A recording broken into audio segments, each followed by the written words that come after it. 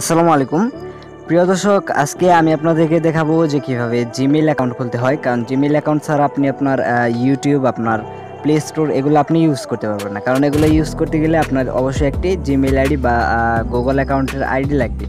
তো আপনি কিভাবে জিমেইল আইডি খুলবেন সেটাই এই ভিডিওটিতে দেখাবো। তো অনেকে নতুন মোবাইল কিনে বা অনেকের মোবাইল থেকে জিমেইল আইডি রিমুভ হয়ে যায়, তো তো তাদের জন্যই আজকের এই ভিডিওটা।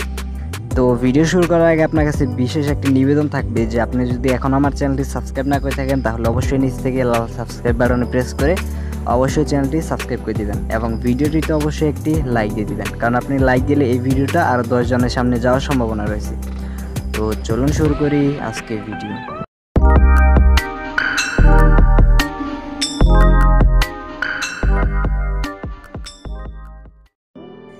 সো প্রথমে আপনাকে কি করতে হবে সেটা হলো আপনার মোবাইলের ডাটা কানেকশন অন করে নেবেন, অথবা আপনি যদি ওয়াইফাই থাকে তাহলে ওয়াইফাই কানেকশনটা দিয়ে নেবেন।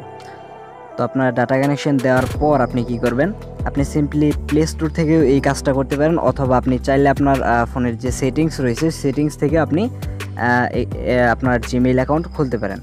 তো আপনি সেটিংসে গিয়ে এখানে ইউজার অ্যান্ড অ্যাকাউন্ট এরকম অপশন পাবেন, ওইখান থেকে আপনি অ্যাড অ্যাকাউন্টে ক্লিক করে আপনি জিমেইল অ্যাকাউন্ট খুলতে পারেন। তো একই সিস্টেম, তো আমি আপনাদেরকে প্লে স্টোরের মাধ্যমে দেখাচ্ছি। তো একই কাজ হবে, প্লে স্টোরে প্রথমে চলে যাবেন, চলে যাওয়ার পর এখানে সাইন ইনে ক্লিক করবেন, ক্লিক করার পর এখানে চেক ইন ইনফো। তো চেক ইন ইনফোতে আপনাকে অবশ্যই এখানে একটু ওয়েট করতে হবে।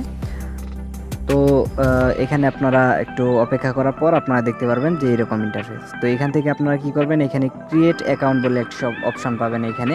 তো এখানে মাই সেলফ এখানে যদি ক্লিক করেন তাহলে আপনার নিজের জন্য, এবং নিচে আরেকটা অপশন রয়েছে যে ফর মাই চাইল্ড। তো শিশুদের জন্য ফর মাই চাইল্ড দিবেন এবং আপনার নিজের জন্য মাই সেলফ দিবেন, এবং এইখানে দিতে হবে আপনার নাম, যে আপনি কোন নামে খুলতে যাচ্ছেন। তো আমি এক্সাম্পল অনুসারে আমি প্রথমে ফার্স্ট নেম এমডি দিলাম এবং লাস্ট নেম দিলাম সাইগত। দেওয়ার পর আমি এখানে নেক্সটে ক্লিক করব। ক্লিক করার পর এখানে আপনারা দেখতে পারবেন যে বেসিক ইনফরমেশন থেকে আপনাকে জন্ম তারিখ প্রথমে একটি মাস দিতে হবে, তারপর তারিখ, তারপরে এখানে সনটা যেটা রয়েছে সেটা দিবেন। তো ইয়ারটা দেওয়ার পর এখান থেকে আপনারা জেন্ডার সিলেক্ট করে দিবেন। তো জেন্ডার মেল দেওয়ার পর আপনারা নেক্সটে ক্লিক করবেন। নেক্সটে ক্লিক করার পর এখান থেকে আপনি চাইলে এখান থেকে যে কোনো একটা ইউজার নেম বেছে নিতে পারেন। তো আপনি প্রথমটা দিতে পারেন, দ্বিতীয়টা দিতে পারেন, অথবা কাস্টম চাইলে নিচেরটা দিবেন। নিচেরটা দেওয়ার পর আপনি নিজের ইচ্ছা মতো একটি ইউজার নেম দিতে পারেন, এবং এমন একটি ইউজার নেম দিবেন এখানে যেটা এর আগে কেউ ব্যবহার করে নাই। কেউ ব্যবহার করে থাকলে সেটা কিন্তু নিবে না। তো অবশ্যই কেউ ব্যবহার করে না এমন ইউজার নেম দিবেন। দেওয়ার পর আপনারা দেখতে পারবেন এখানে নেক্সট দেওয়ার পর আপনার চাইছে যে ক্রিয়েট নিউ পাসওয়ার্ড। তো আপনারা পাসওয়ার্ড দিয়ে দিবেন। পাসওয়ার্ড দিয়ে দেওয়ার পর আপনারা দেখতে পারবেন যে আপনার জিমেইল অ্যাকাউন্টটি খোলা হয়ে গেল। তো এরপর আপনারা কী করবেন, নিচের দিকে আসার পর এখানে আবার মোরে ইয়েস এখানে ক্লিক করবেন। ক্লিক করার পর আপনারা দেখতে পারবেন যে এখানে চেক ইন ইনফো আবার চলছে। তো শেষ হওয়ার পর আপনারা দেখতে পারবেন যে গুগল সার্ভিস।